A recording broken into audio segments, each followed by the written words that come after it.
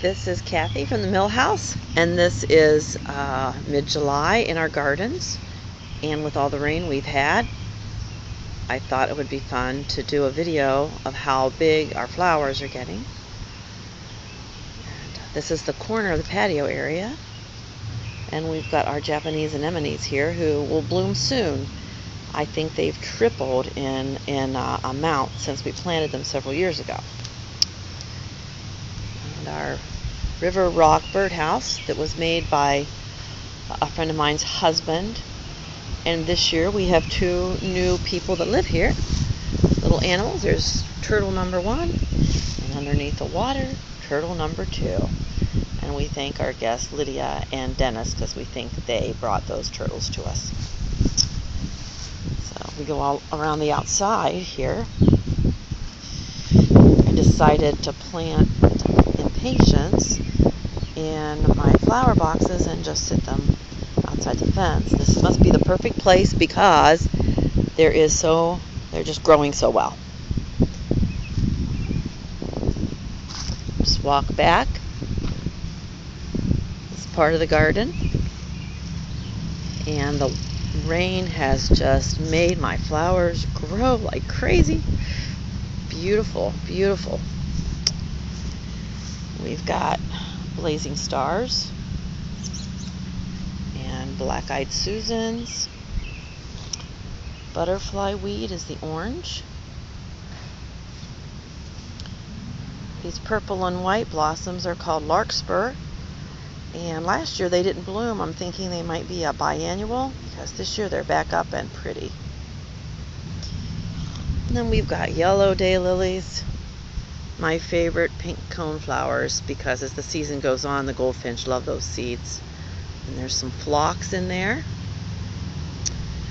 And I've got some lamb's ear that's just about done.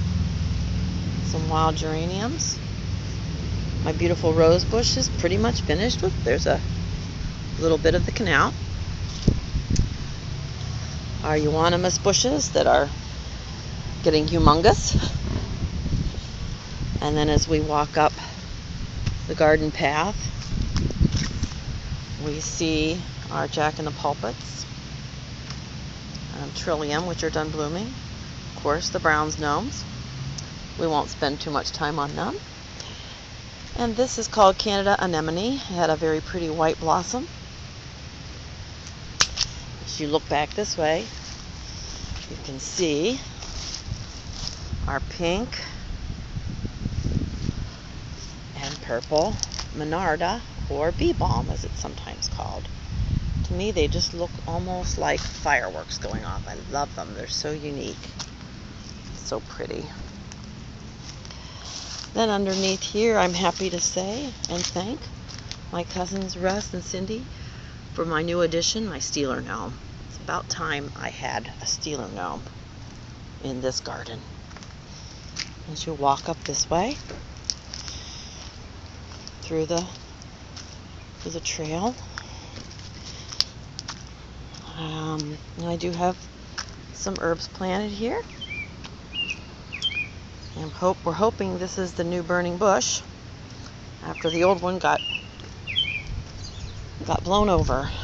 And then here's a variety of my succulents that I love so much. And this is called a Purslane here, if you can see it. One of my favorite projects this year. And as you walk up this way, and we walk up alongside the mill house, I've got my kettle with coleus. Not doing quite as well this year.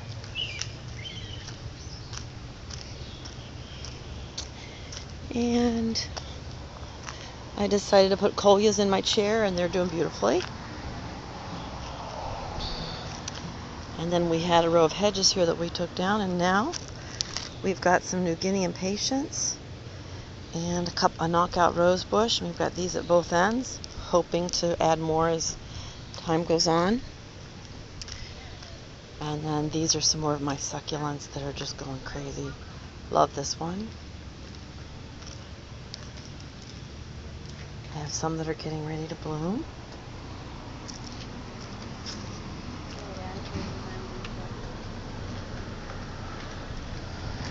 And this one is called a desert rose.